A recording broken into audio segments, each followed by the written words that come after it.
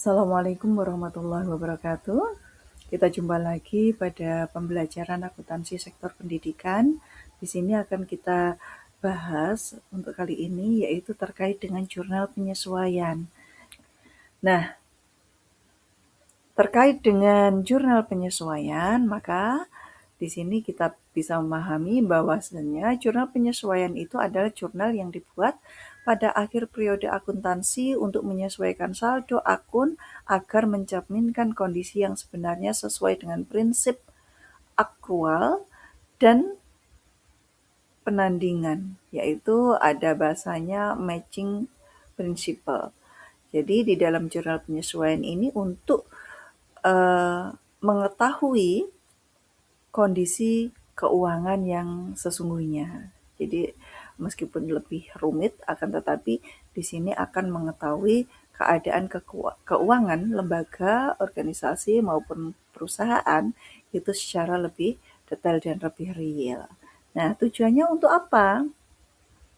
Untuk mendapatkan laporan keuangan yang akurat.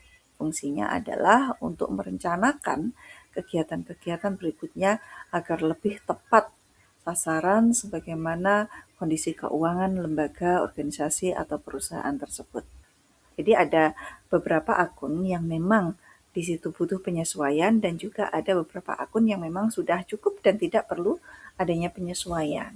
Nih, yang butuh penyesuaian diantaranya yang pertama adalah beban dibayar di muka. Beban yang telah dibayar namun manfaatnya belum seluruhnya diterima pada periode berjalan. Nah, yang kedua adalah beban masih harus dibayar. Ini hampir sama. Jadi tadi adalah beban dibayar di muka, kemudian ini beban masih harus dibayar. Kalau masih harus dibayar itu asumsinya kita yang memiliki beban. Nah, ini sama prinsipnya. Kemudian juga pendapatan diterima di muka. Pendapatan yang sudah diterima kasnya, namun jasanya belum sepenuhnya diserahkan. Contoh ketika ada orang yang menyewa sarana fasilitas kita, kemudian dibayar di muka. Contoh ketika sewa itu 1 tahun misalnya. Nah, kemudian penyewa memberikan secara cash 1 tahun itu kepada kita, maka akan dicatat sebagai pendapatan diterima di muka. Nah, ini juga harus kita pastikan apakah benar pendapatan tersebut itu sudah semuanya kita serahkan fasilitasnya ataukah belum. Nah, kalau belum maka harus ada penyesuaian. Sudah berapa bulan yang sudah dinikmati fasilitasnya dan berapa bulan yang belum, maka harus ada penyesuaian di sini. Nah, berikutnya adalah pendapatan masih harus diterima. Pendapatan yang masih harus diterima. Ini asumsinya ada pendapatan yang memang belum diserahkan. Nah, ini juga prinsipnya sama. Maka harus ada penyesuaian, begitu.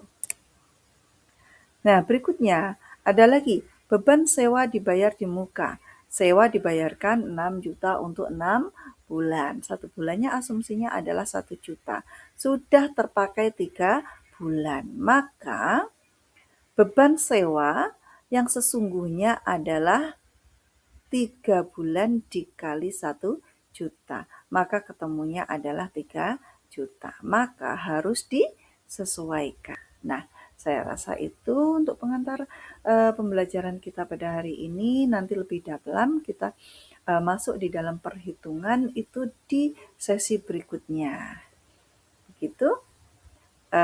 Syukur alhamdulillah kita pembelajaran hari ini kita anggap cukup. Kita lanjut lagi pada part berikutnya. Selamat belajar.